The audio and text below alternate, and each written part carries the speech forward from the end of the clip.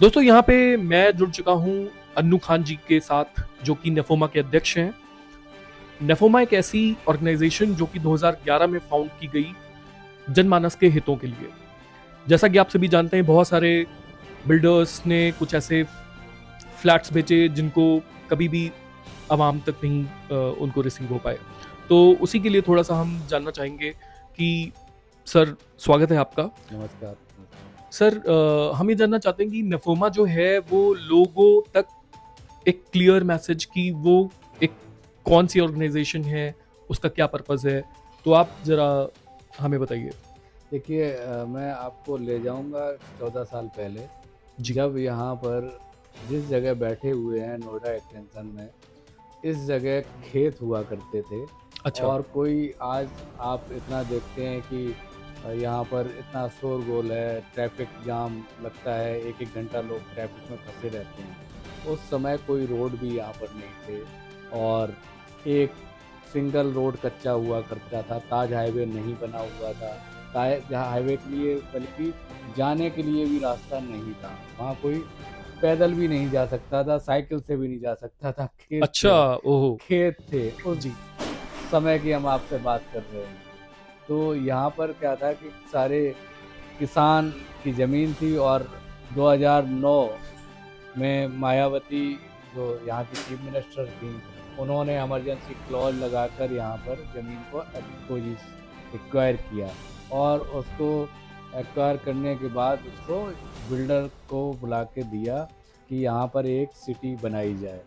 और उसके तहत ही ये जो नोएडा एक्सटेंशन नाम था, जी। बिल्डरों ने इसको इस पर फ्लैट बनाने के लिए बड़े बड़े इश्तिहार दिए गए और बुकिंग स्टार्ट करी गई। तो उस समय बड़ा मेला सा लगा रहता था, लोग टेंट लगा के बैठते थे। यहाँ पर जो गोल चक्कर आप देख रहे थे, जी। पहले गोल चक्कर नहीं था, वहाँ पर साइड में ही टेंट बड़े लगा लगा के बैठे रहते थे, सैकड़ों लोग बैठते थे।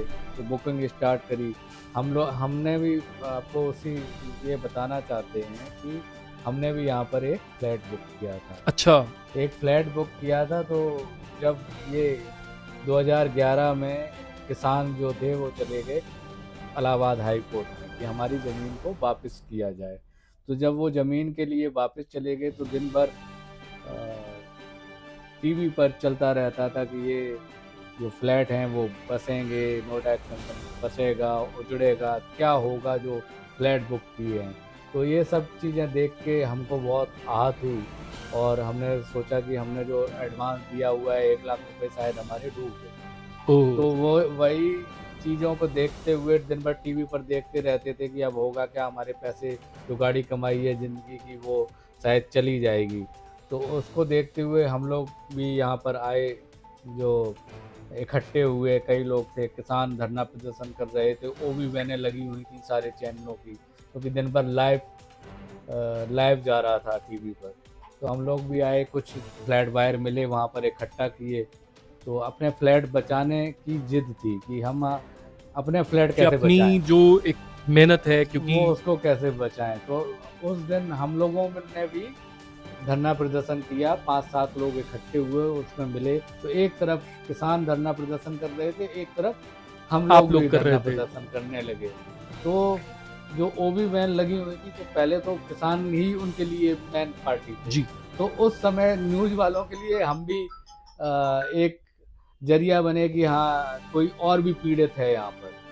तो किसान ही पीड़ित नहीं है, जो फ्लैट बायर हैं वो भी पीड़ित हैं। तो हम भी वहाँ धरना प्रदर्शन किए। उसके बाद टीवी डिबेट्स चली। तो फिर टीवी डिबेट्स में हम लोगों ने अपनी बात रखी कि हम फ्लैट के हमने भी बुक किया हुआ है। तो उस समय हमने ये एसोसिएशन का फॉर्म किया। एसोसिएशन फॉर्म करने के बाद फिर हम लोग इलाहाबाद हाई कोर्ट भी गए। फिर हमने अपना वहाँ पक्ष रखा जाके। पक्ष रखने के बाद तब वो कोर्ट ने माना भी कि हाँ, पीड़ित जो जनता है वो भी है। तो उसके बाद ये फैसला दिया गया कि 64.4 मुआवजा बढ़ा हुआ किसानों को दिया जाए, 10% विकसित आबादी दी जाए, और जो जहाँ पर काम चल रहा है वो यथास्थिति रहेगी। जो ज़मीन खाली है उसमें ये सावेरी पटवारी वापस हुई थी। ये उस ऑर्डर में वापस हुआ था। तो ऐसे ये जर्नी रही। उसके बाद जो बिल्डरों का लालच था वो बढ़ता गया। मास्टर प्लान अप्रूवल के लिए हम लोग लड़ते रहे 1 साल। दिल्ली में धरना देते रहे। उस समय कमलनाथ मंत्री थे तो उनके घर पे धरना प्रदर्शन का प्लान हुआ। तो 1 साल मास्टर प्लान की जद्दोजहद में लगे रहे। उसके बाद 1 साल बाद काम स्टार्ट हुआ। तो फिर वो जी। बिल्डर थे, उन्होंने काफ़ी जो ऐसे बिल्डर थे जिन्होंने फ्लैट कैंसिल कर दिए। तो हमारी तब लड़ाई फिर दोबारा से स्टार्ट हुआ। उन जो तो ये और संघर्ष फ्लैट आपका 2011 से ही, 12 में 2012 से हाँ, ही। फिर हम लोग दोबारा जी। फिर हम कोर्ट गए जो जो कैंसिलेशन हुई थी उन फ्लैटों को बचाने के लिए। तो वो उसमें तो क्या वो काफ़ी बच पाए, मैं वो पूछना काफ़ी चाहूंगा। काफ़ी फ्लैट जो हम लोगों ने अच्छा। रीस्टोर करवाए। जैसे सुपर टेक है, पंचशील है, वेदांता में अलग अलग के कई प्रोजेक्ट थे, आम्रपाली के प्रोजेक्ट थे। अनु जी, तो वो हमने एक वो सवाल और है। जैसा कि अवाम को ये बताया जाता है कि ग्रेटर नोएडा चंडीगढ़ की तर्जुमानी पे बनाया गया, चंडीगढ़ की तरह स्मार्ट सिटी बनाई गई। तो ये कहाँ तक सफल हो पाया ग्रेटर नोएडा? नहीं, देखिए जिस तरीके से आज आप देख रहे होंगे कि मास्टर प्लान 2021 था, उस समय 31 आया। तो बनाया तो उसके तर्ज पे गया है, लेकिन कहीं ना कहीं प्रशासन अथॉरिटी से चूक जरूर हुई है कि उन्होंने ये नहीं देखा, डेंसिटी नहीं देखी, घनत्व, जनसंख्या घनत्व नहीं देखा कि अगर यहाँ पे 3-4 लाख फ्लैट बन जाएंगे तो भाई सड़कें तो उतनी हैं। जनसंख्या बढ़ने से भाई लोग कहाँ जाएंगे? आप देखेंगे कितने इतने बीच में नोएडा एक्सटेंशन में 10-5 किलोमीटर के अंदर में फ्लैट ही फ्लैटों का जंगल बना दिया है। ना पार्क हैं बड़े बड़े, ना कुछ है, तो आप जमीन ये बची कहना नहीं चाहते है। हैं कि ये सिर्फ नाम का ही एक स्मार्ट सिटी रहा, लेकिन जो प्लानिंग होनी नहीं, चाहिए स्मार्ट बेहतर। सिटी के साथ साथ जो मूलभूत सुविधाएं हैं वो भी मिलनी चाहिए ना जनता को। जनता को मूलभूत सुविधाएं नहीं मिल रही। अब आप देखें कि यहाँ पर अनु जी, ना सरकारी जिम्मेदार कौन? हॉस्पिटल है, ना सरकारी जी। हॉस्पिटल है, ना भाई बड़ा कोई संस्थान यूनिवर्सिटी है, ना क्रिमिनेशन सेंटर है यहाँ पर, ना सामुदायिक भवन है, ना यहाँ पर बड़े बड़े पार्क हैं। तो वो चीज़ें नहीं है। वो जिम्मेदार एक इसकी सवाल जो। सीधा अथॉरिटी जी। जिम्मेदार है। और कहीं ना कहीं प्रतिनिधि जो है अपनी जिम्मेदारी से बचते हैं, वो अपना पल्ला झाड़ जी, लेते बहुत हैं, शुक्रिया। वो एक बोलना नहीं एक चाहते। सवाल मुझे लगता है कि जनता पूछना चाहती है, जिम्मेदार कौन?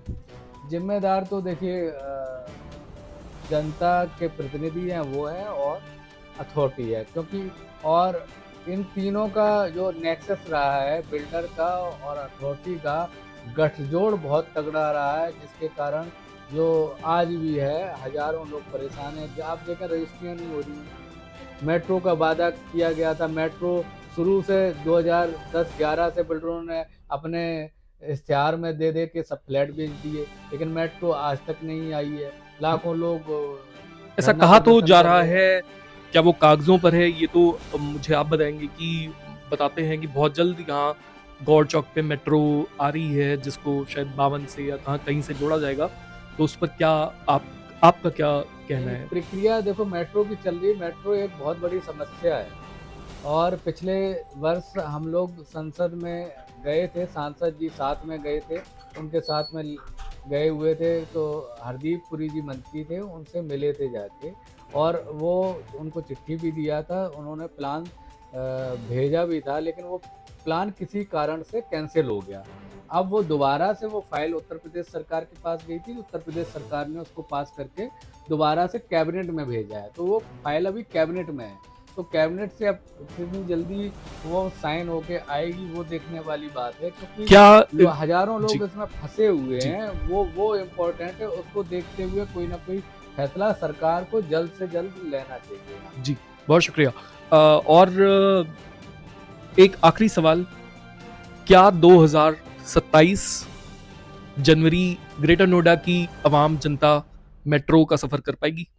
उम्मीद तो है। देखो जिस तरीके से देखो सांसद जी काफ़ी प्रयास कर रहे हैं, हम लोग भी प्रयास कर रहे हैं, उनको बार बार अवगत कराते हैं सभी प्रतिनिधियों को। क्योंकि लाखों लोग इस समस्या से सफ़र कर रहे हैं।